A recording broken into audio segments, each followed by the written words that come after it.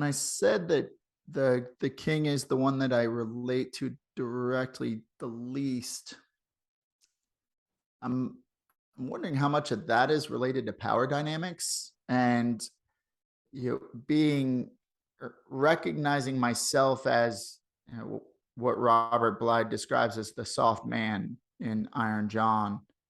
Um, growing up with this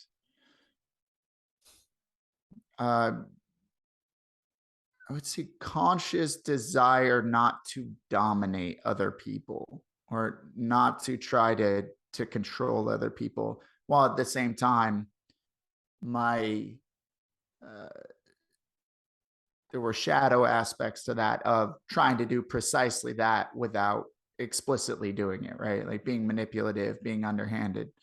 Um, but it's interesting that the archetype of the king doesn't it isn't actually about control. It isn't about exercising control over other people.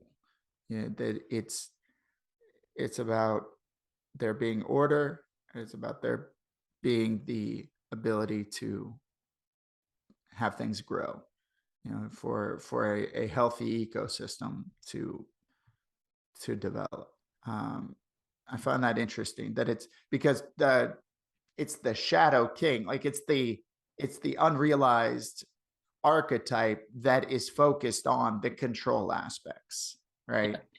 Uh, to your point about Scar in The Lion King. Yes, in uh, the book,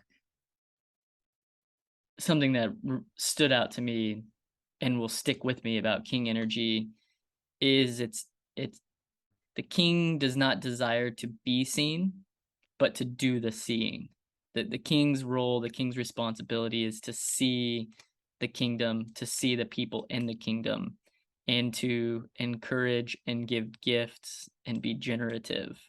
And and so when the king, I mean, when we see in movies, when we think about stories, and the king is on this uh, pedestal, even it being carried by people, a skewed view of that in a shadow king is desiring to be seen, and as they are carried through the kingdom, that is what the fanfare is about, is the king being seen.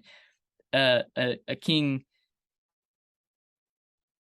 a healthy king, like not in the shadow side, is doing the seeing, and the elevation is not for the king himself, but so that the king can see everybody, not just the people on eye level. So Hmm. this elevation aspect of the king is not for the sake of the king, but for the sake of the people, and that's really important.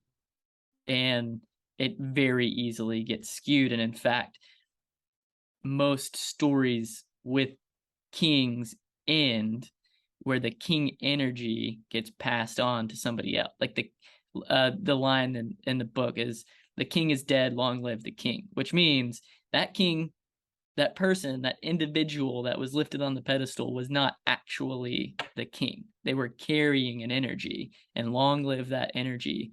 Somebody else is going to take it and carry it on from here.